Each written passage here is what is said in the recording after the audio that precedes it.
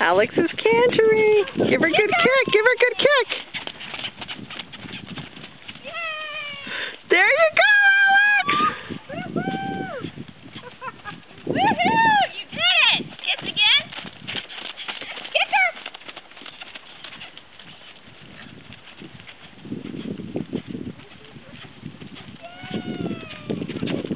Good job!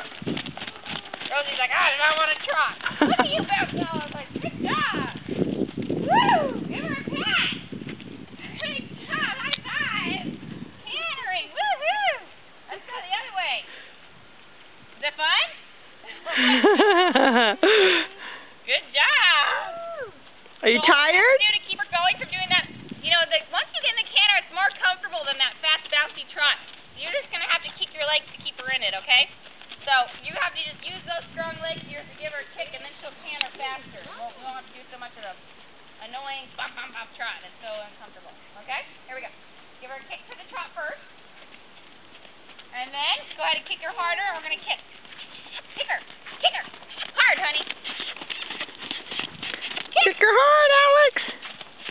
Kick her! Kick, kick, kick. Rosie, go.